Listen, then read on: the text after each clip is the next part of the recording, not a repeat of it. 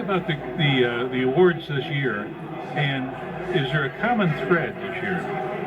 Yes, certainly. We have 5 categories, including future of the lightweighting. Then considering the supply chain, we have enabling technologies, module lightweighting, and then we get into sustainability process and sustainability products. What we are seeing the trend is, more and more people are not just thinking about lightweighting. They are thinking about lightweighting, but what material to use, and how can I get into a recyclability, and how can we save the carbon footprint as well.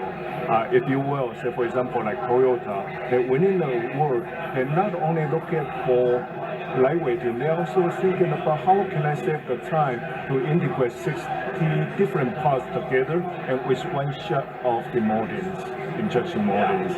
And they are working with BASF, L&L, and with Toyota. And it's a huge success because Toyota was saying that without the suppliers to support them, they would not be able to do this by themselves. Jeff, you're one of the recipients this year of the Altair Award. What does it mean to receive something like this? Oh, it's always a great honor to receive an award from Altair. It's exciting to be able to demonstrate to the world the innovation that happens at YF, so always excited.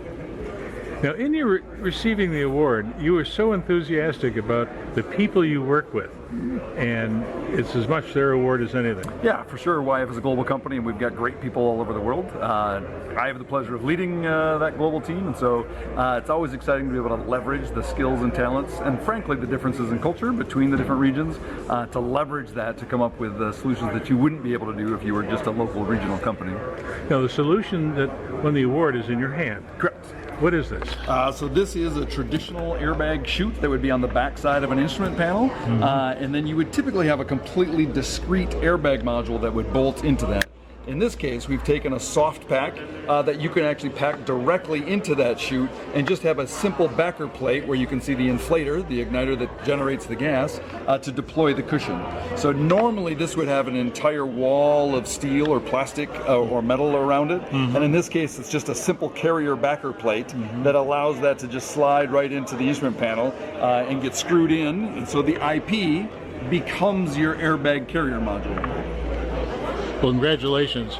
I think most of our viewers will understand most of that, but I think you gave a pretty good explanation. It's wonderful to talk to engineers, and it's wonderful that engineers get the recognition they get at a show like this. So congratulations. Thank you. Amen to that.